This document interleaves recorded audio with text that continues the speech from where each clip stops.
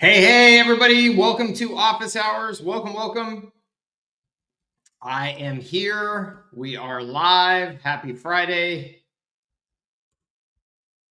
Welcome. I hope you're doing well. If you wouldn't mind, just give me a little sound check, mic check, all that good stuff. Let me know that you can see me, hear me okay. I would appreciate it. And then we will get this show on the road.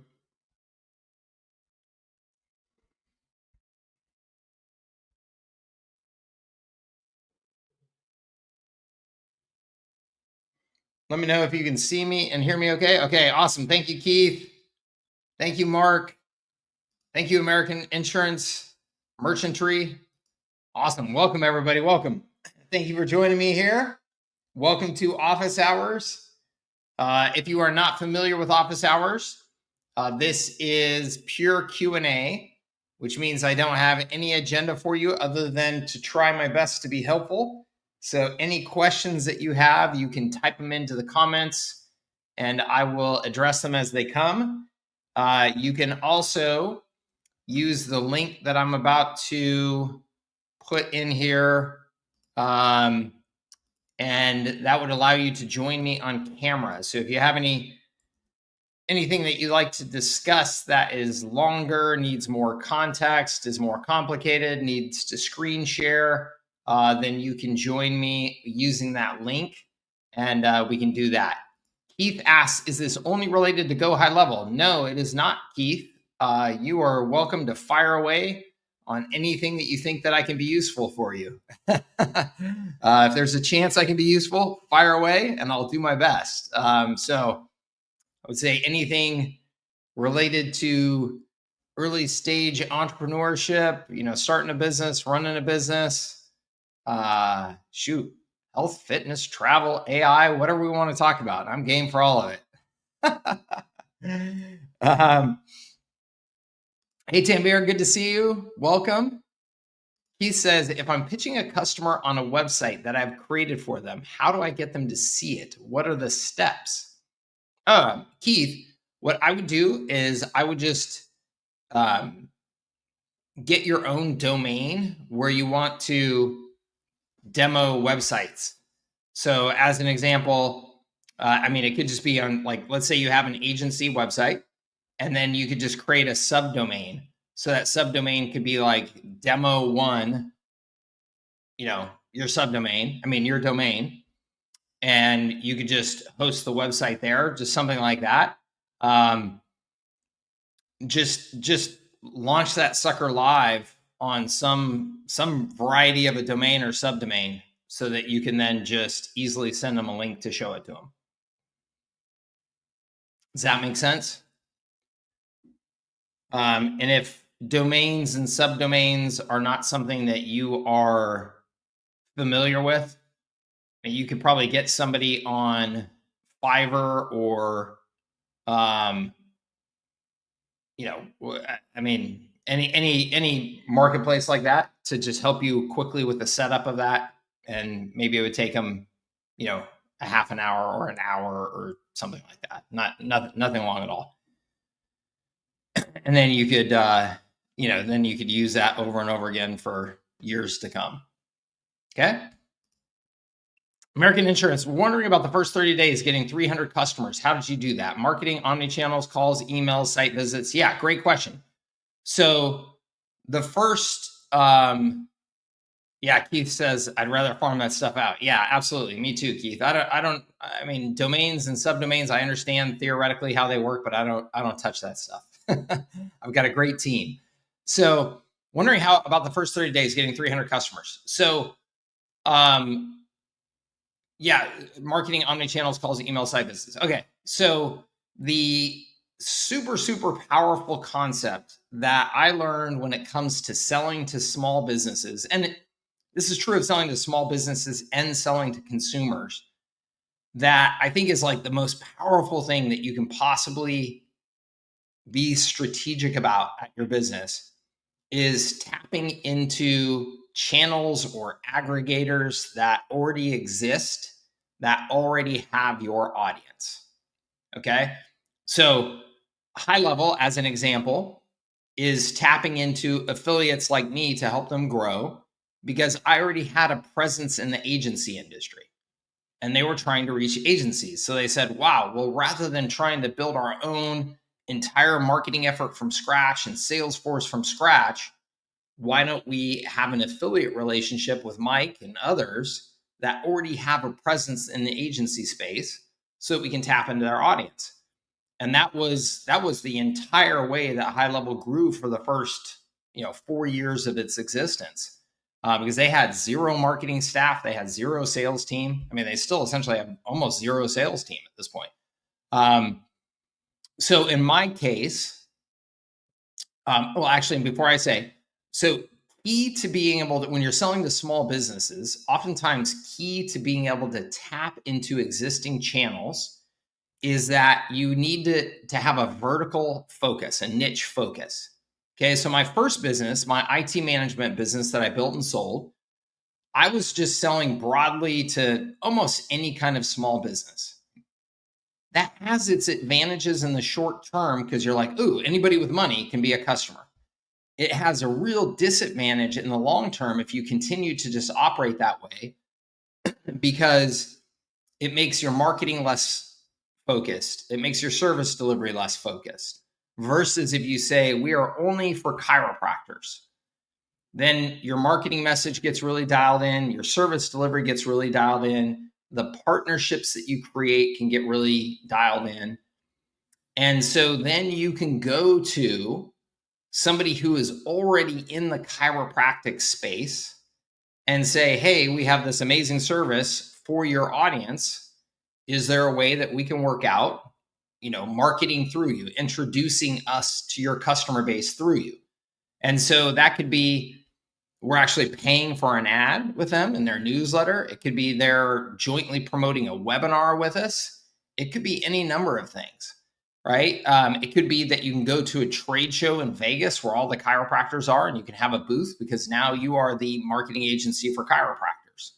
So that focus really helps when it comes to tapping into channels. And so when I launched my marketing systems, marketing services business, I got really focused, at least initially, on helping IT service providers, the industry that I had just come from, for two reasons. One, I had a reputation in that industry as being very good at sales and marketing.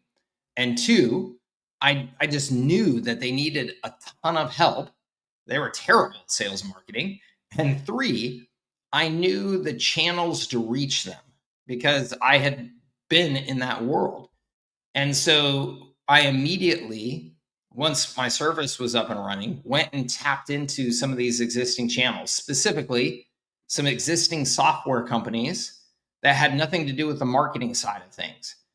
And they needed their audience to grow, to be healthier, to have bigger businesses in order for their revenue to grow. And so I went to them and I said, hey, look, your audience stinks at sales and marketing. I can help with that. I have this great service I've created. Why don't we do an educational webinar? And it will be an educational webinar. I don't even have to pitch on the webinar. I'm just going to do a really good educational webinar sharing with them best practices on how they can grow their pipeline and close more deals. And so we did that. And that got us exposure to thousands of our ideal customers really quickly. That got them onto our email list. And then we were able to make offers through the email list. And making offers through your email list to somebody who has already opted in and said, I want to hear from you, is exponentially easier than making cold offers, via ads, right? And so once they were on our email list, we had the ability to then, send out an email and say, $97 a month, get a website, $297, get this complete marketing package. It just made everything dramatically easier. And we initially, just to try and give as much context around this as possible, because I sometimes hesitate to even share numbers like that because I don't want people to get false expectations about how easy it is or that they're just going to launch their business and overnight have 1 million customers, because building a business is always hard, right? It's always hard. So just to give a little bit more context though, our first pitch that we made was for our complete marketing service, right? We had a complete marketing system, just like I teach people to sell in my high leverage agency program.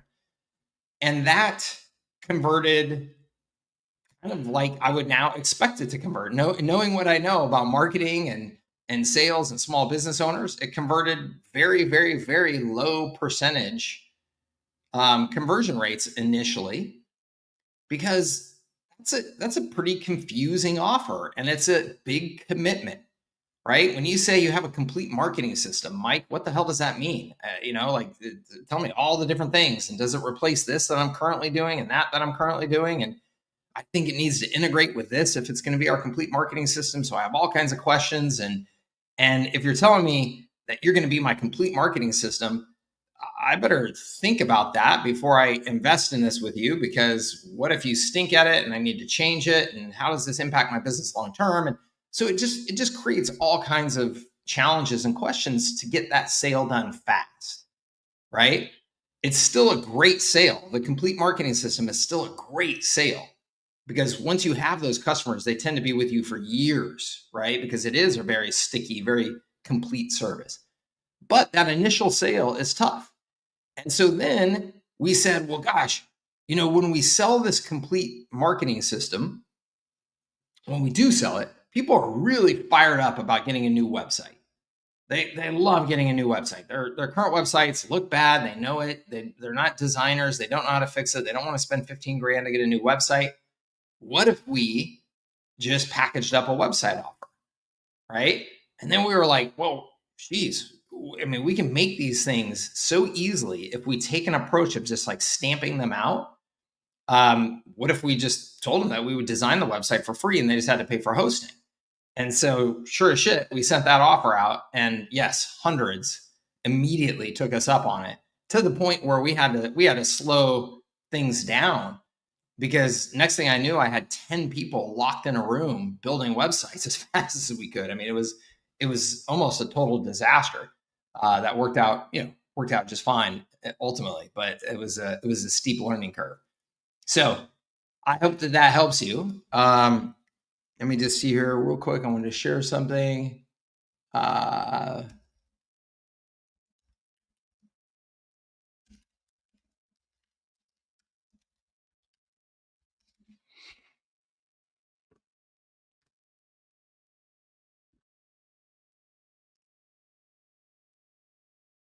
Yeah, cool. So I just wanted to share this with you guys. I think that this is just so damn cool. Real quickly, and I'm so proud of the team that has done this. These guys are just amazing, and I'm proud to be a part of their story as well. But if you didn't see this in the last week, HighLevel is now the #1 marketing automation platform in the world, across the entire internet, which is just freaking amazing. What are they? They're 6-7 years old now, and they have now passed HubSpot, and some other, everybody. They've passed HubSpot. They've passed everybody else. Hold on, let me just see if I can find the better. I'm sure that HighLevel will have it here. Well, shoot, I have some graphs I posted on my Instagram account that show just some charts. But they are now #1. Here we go. See, HighLevel, there's HubSpot now. So they're already significantly ahead of HubSpot. And I think that they are really just getting started. I think that you're going to see these numbers skyrocket versus HubSpot and these others here in the next year. And I've got specific reasons for that. But man, what an accomplishment. I mean, the HighLevel team, you just have to really take your hat off to how they have executed in this market and taken advantage of this opportunity. I mean, HubSpot is, when was HubSpot founded? Let me just see. HubSpot was founded in 2006. So they are almost 20 years old. They have raised God knows how much money, and have such a head start in the space. And HighLevel has just absolutely blown right past them, which is just crazy. Which is just crazy. So I hope that people are as excited about what they're doing as I am. The future of what they're doing, I think, is really, really exciting. And like I said, I think that they are still in the early stages of what they're going to do, which is pretty wild. Tiffany, hey Tiffany, says, how do you start a conversation with clients when you are selling Go HighLevel websites as a service at $97? Tiffany, ideally, entirely through marketing.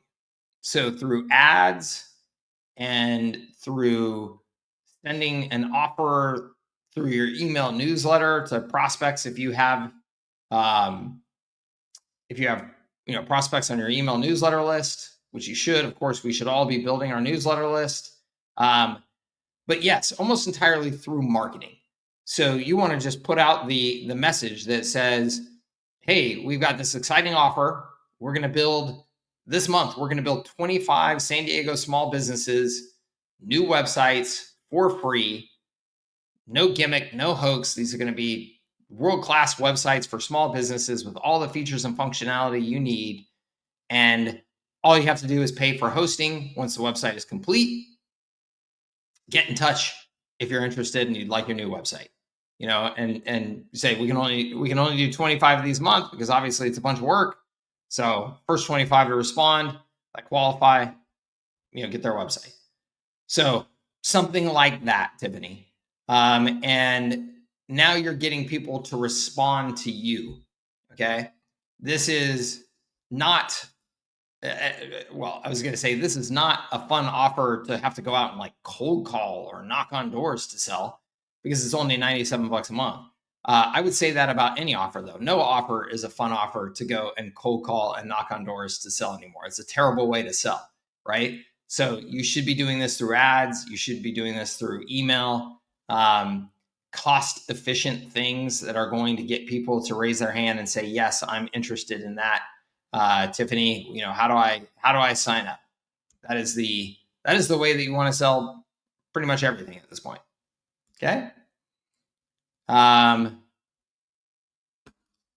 So have others in their natural native communities get them talking, sharing about your business.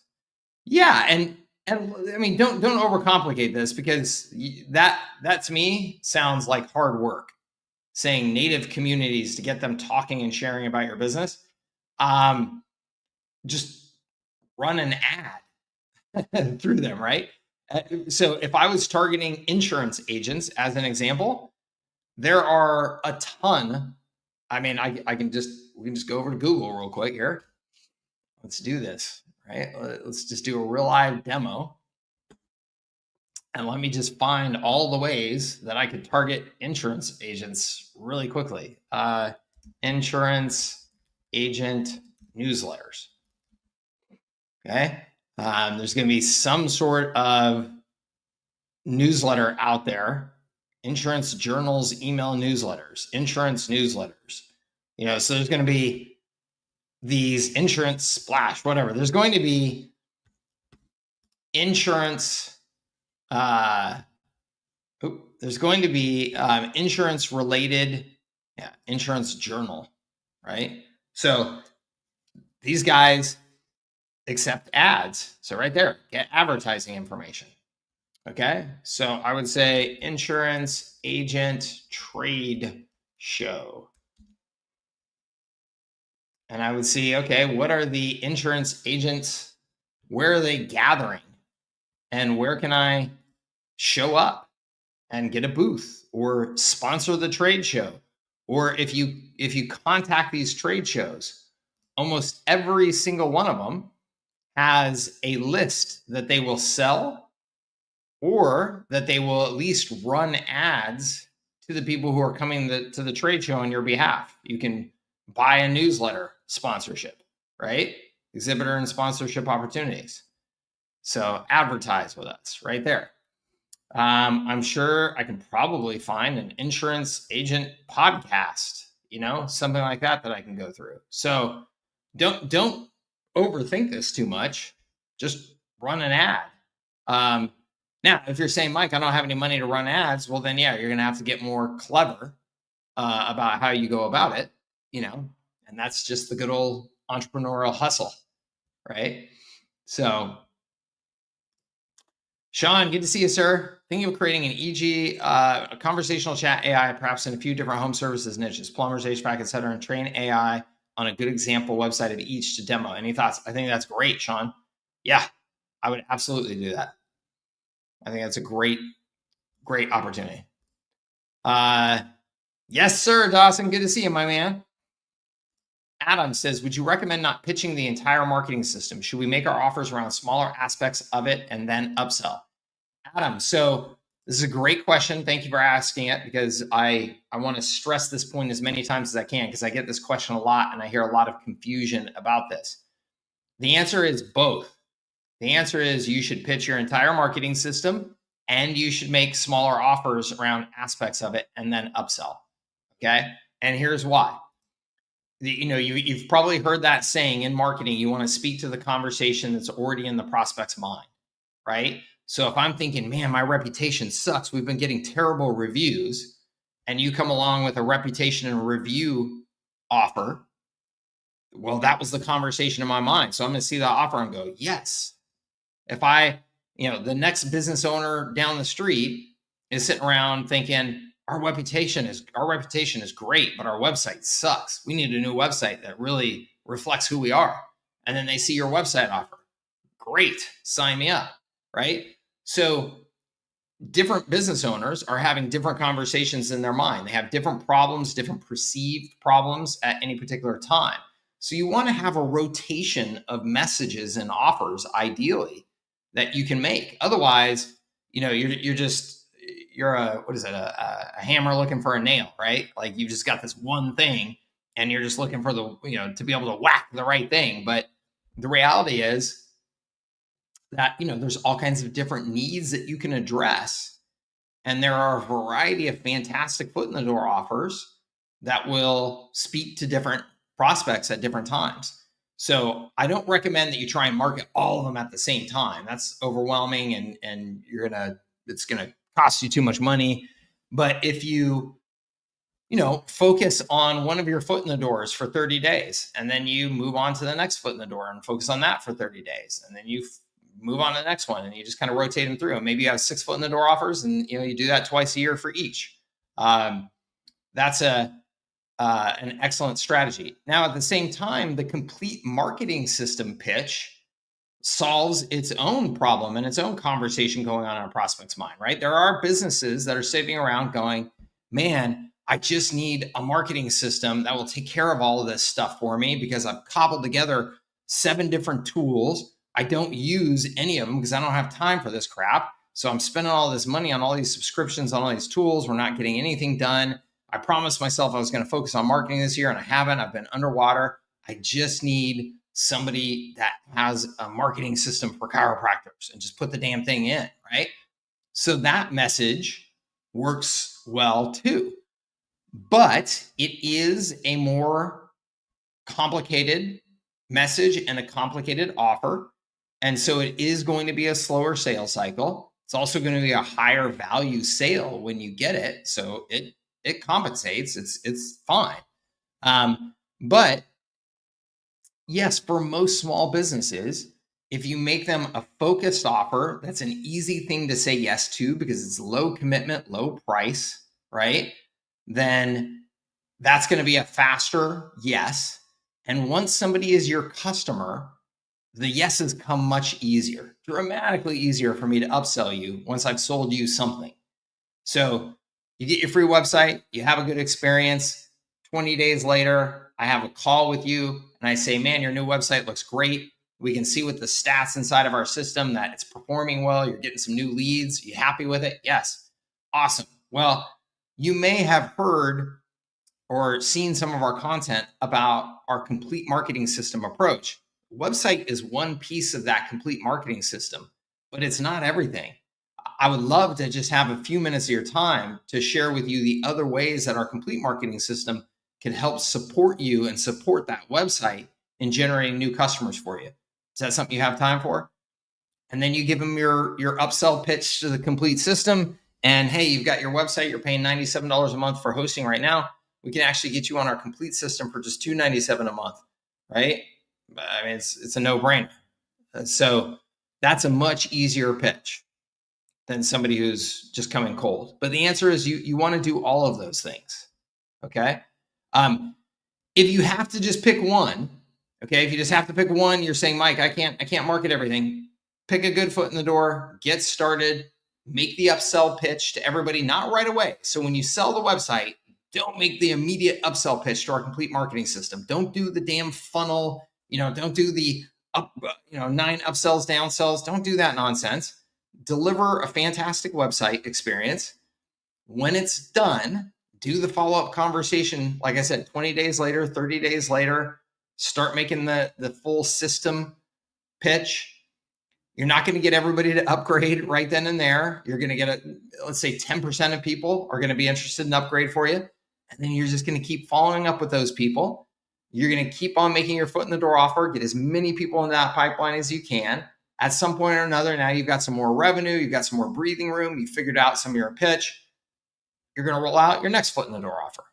Okay. And then you're just going to keep stacking those things on top of each other. All right. I hope that helps you, Adam. Awesome. Yeah.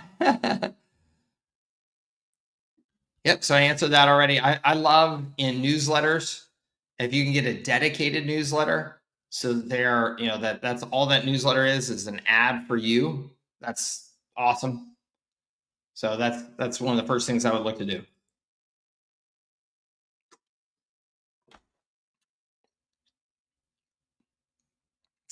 Matthias, good question. In the R4 funnel, there's a lead magnet page and a page for each system. If I wanted to add a foot in the door offer for voice AI, should I add it to the funnel or put it on the website? I would do both, Matthias.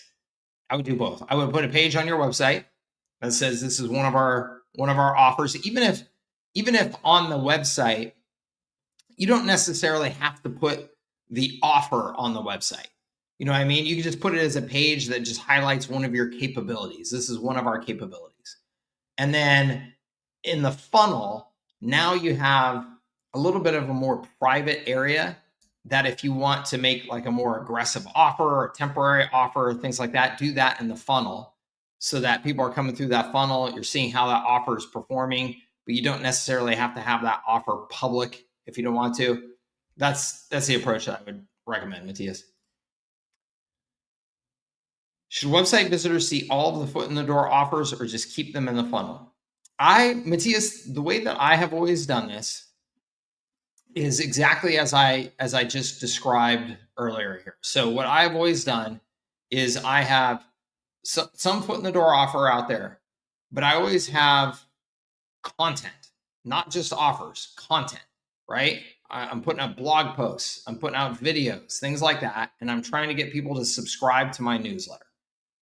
Once they are on my newsletter, now I'm going to be making offers through that newsletter, and those offers are going to change over time, but I'm going to make a specific offer in that newsletter. I'm not going to say you could get all of these different things from us. I'm going to have, a newsletter article that's about how to have a high converting website for small businesses. And then boom, get your website for free. Like just that, because you don't want to overwhelm them or confuse them with too much stuff to think about. The more options, it's proven over and over and over again, the more options you give people, the harder time or the less likely they are to make a decision about any of them. So you don't want to overwhelm them.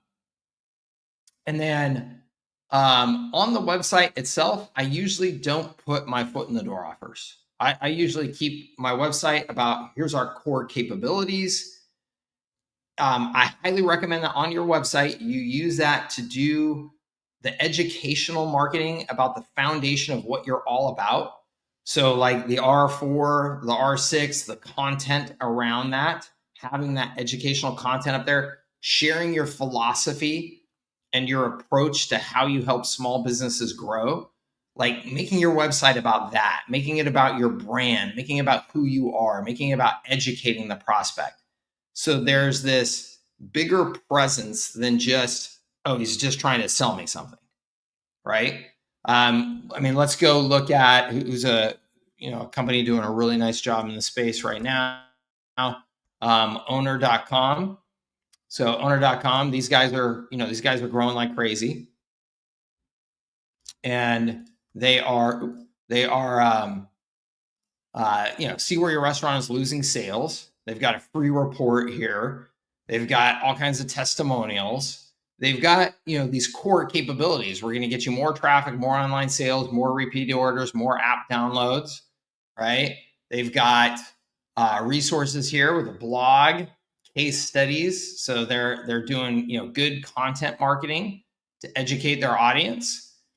And then they've got, their product on here, but let's go see, their product is a complete system. So even though they say their product here is what is this? The website. Yeah, website. So website builder. So even though that's part of their product, if you go to view pricing, they just sell the complete system, $4.99 a month. So you get everything, $4.99 a month. So they are really just keeping this whole thing focused on their core offer.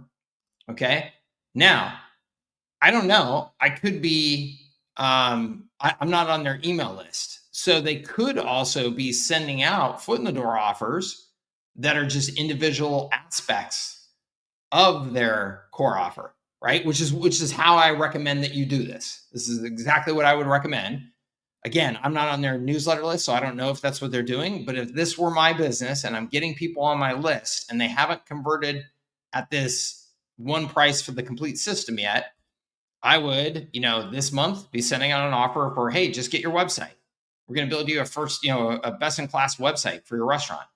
And then the next one would just be, hey, we'll add online ordering to your website or to your business, right? So I would chunk these things off into individual offers and send those one at a time. But I would do that to my list. I would keep the website exactly how they're doing it here.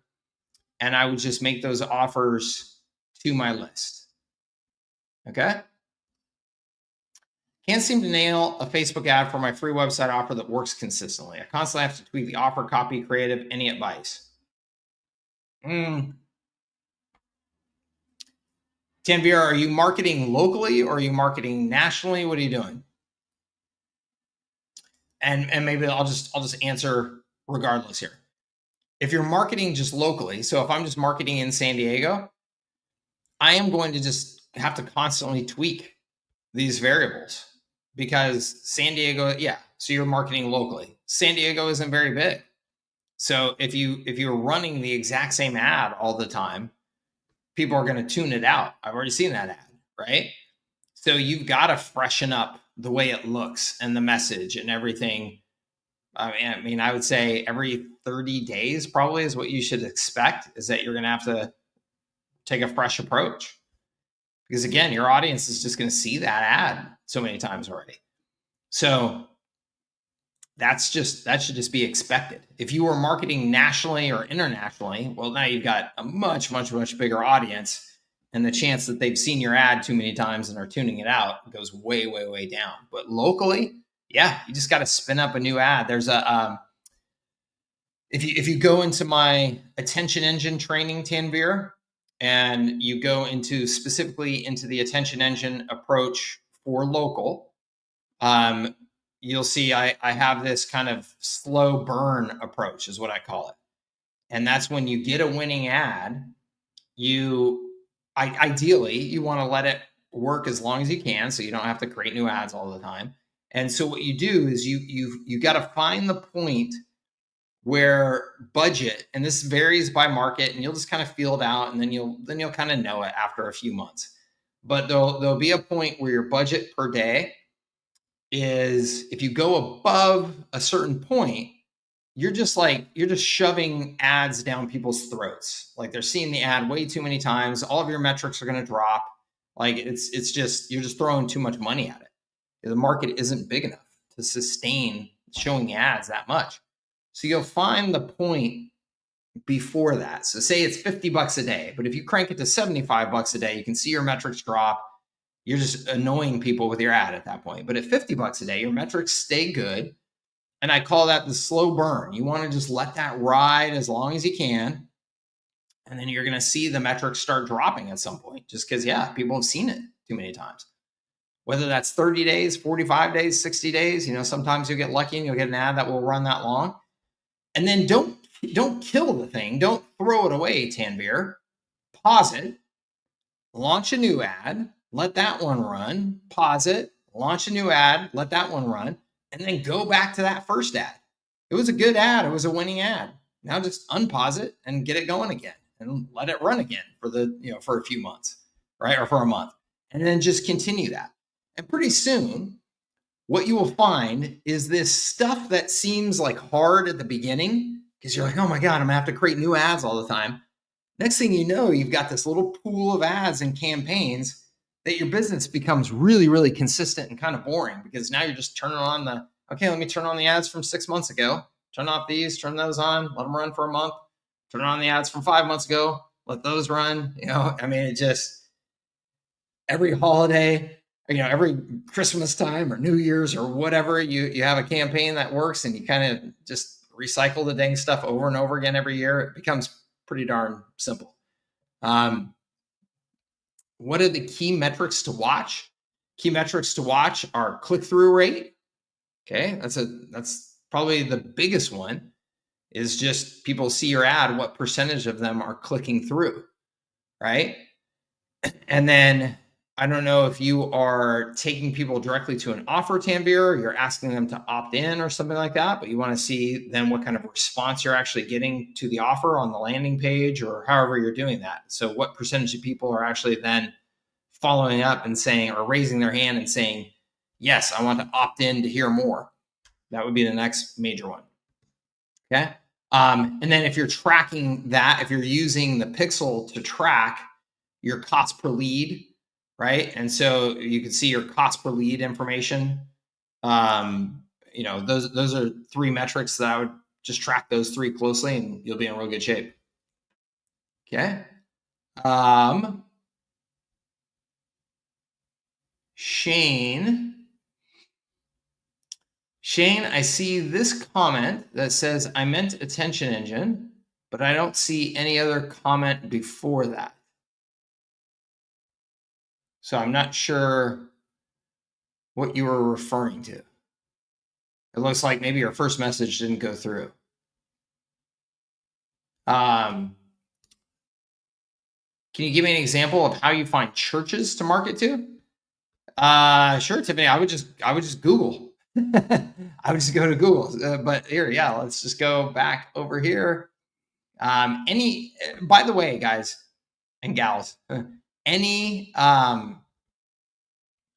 industry, any list that you could possibly want is easily rented, purchased. So, Tiffany, I'm just going to give this a shot here, but, lists of church. And I'm sorry, I don't know. I'm not trying to, I don't know the word here. Do I call them lists of church administrators, managers? What are there? I'm assuming that all churches run to some degree like a business, where there's somebody who's actually responsible for the management of the church every day. I have no idea what that person's called. So sorry. I'm just going to put in list of church managers. Okay, there's Christian leaders, senior pastors. Maybe that's what I'm looking for. Yeah, 15 most common positions. And so maybe it's an executive pastor. So let's just do lists of church pastors. And let's dial this in, Southern California. Okay, so right here, pastor directory, right? List of all pastors in Los Angeles. Church directory, list of associated churches, California pastors, right? So any list that you want to get of anybody in the world, it exists, and you can just go rent it or buy it very cheaply. So if you just go to right here, let's just say you do small business list rental.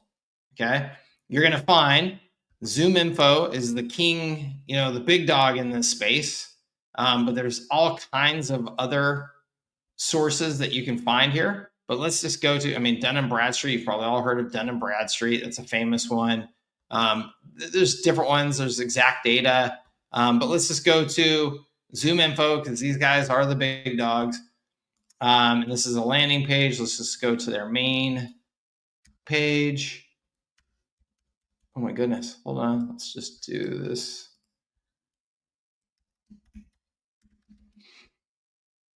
The go-to market intelligence platform. And you just do solutions, contact, and company search.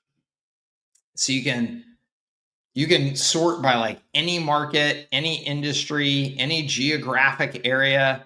You can put every filter you can imagine. You can say, I only want chiropractors in Southern California that do at least $1 million a year, have been in business at least 3 years, and have a full-time marketing person. And they'll be able to pull a list for you that says that. So you can go and get this data. You can get any data that you want. Okay, America's Insurance says they're way too expensive. Well, that's debatable, I would say. But if you think that they're way too expensive, you can go find 100 other competitors to them. And honestly, you can build your own list really, really quickly using any number of free scraping tools or very inexpensive scraping tools out there. That, you can say, hey, look, go out and scrape all of the church websites and get me the pastor's name and phone number and email if it exists. And you can do that, very easily. So just got to get a little bit creative, but it's not hard to get a list of anything. And if you want to, so like Zoom Info, you can, list brokers used to be a big industry. So here's Sales Genie. I've used these guys before. These guys at least used to be quite cheap. It looks like they've been purchased by somebody now, so who knows? But you can get, you can literally, like, if you haven't talked to anybody, if you haven't talked to anybody at at one of these businesses, you literally have no idea the data that is for sale. So when I say you have no idea the data that's for sale, I mean everything about you and I and every business on the planet is for sale. So if you say, I only want chiropractors who graduated from this college, who live in Southern California, who make at least this much money, and who shop at Home Depot, you're going to be able to get it. Like, so you can get anything imaginable. So if you're thinking, I need to find a way to contact this group of people, I promise you, all you have to do is contact one of these businesses and you will be able to get it. Okay.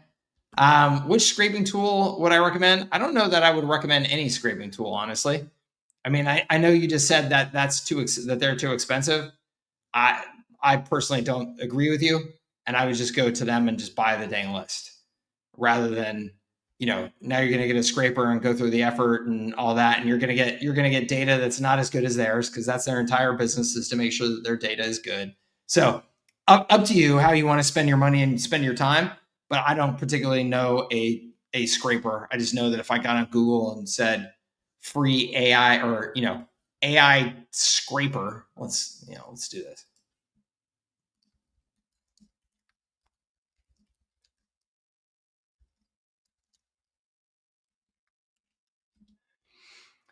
So it did AI scraper to build list of prospects. And I know I'm going to come up with some options. Bright Data, the ultimate scraper tool.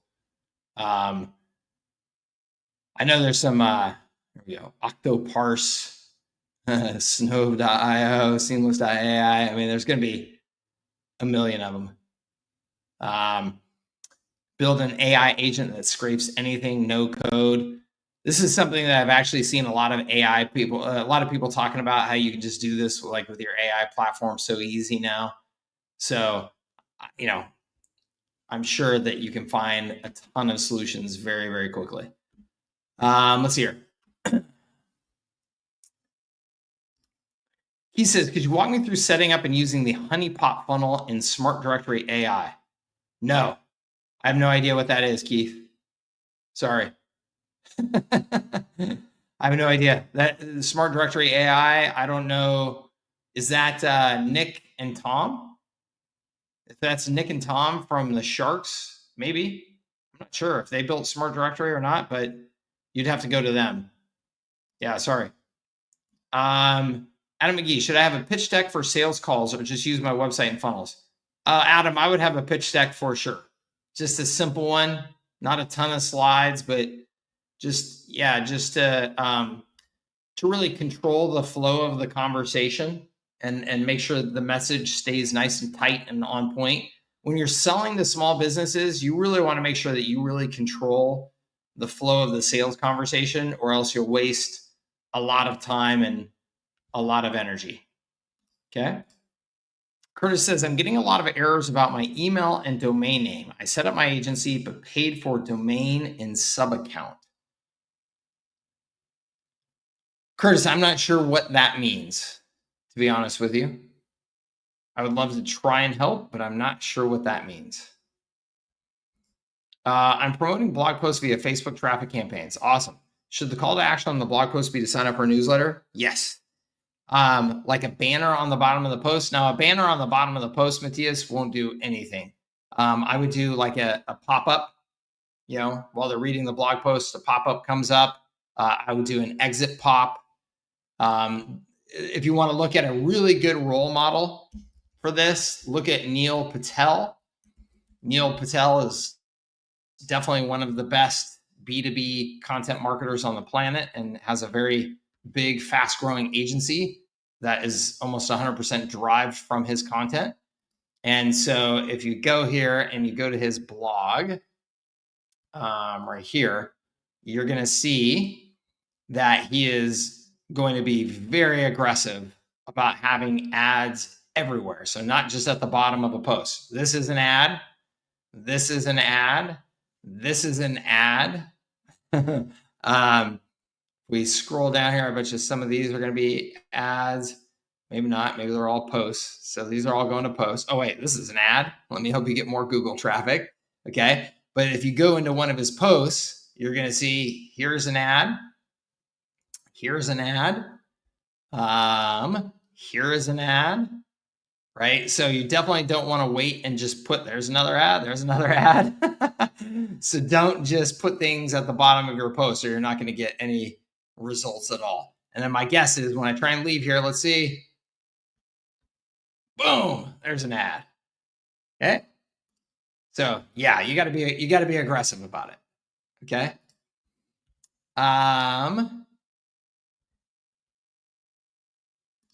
Any thoughts on using Facebook lead forms versus sending traffic to landing pages versus sending to Facebook Messenger?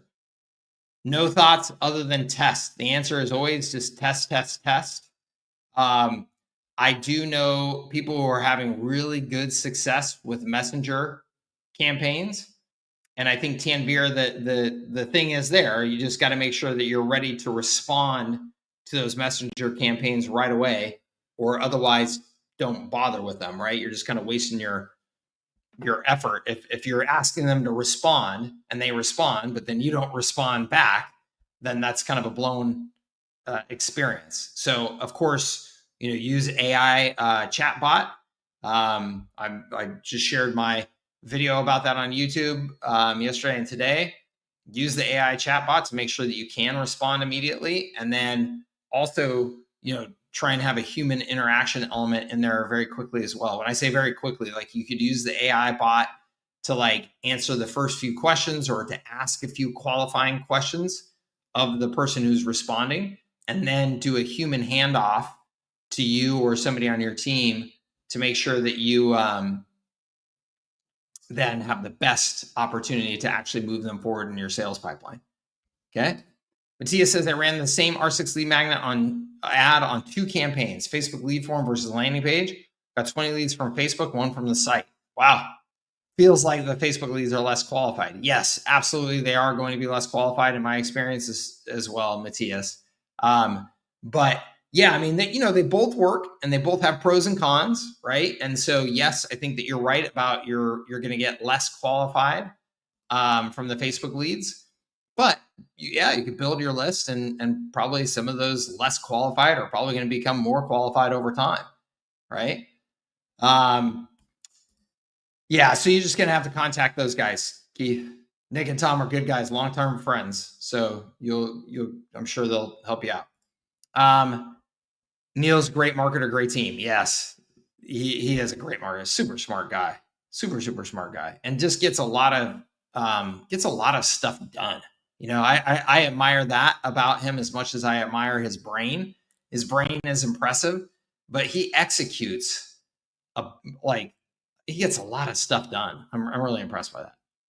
So let's see here.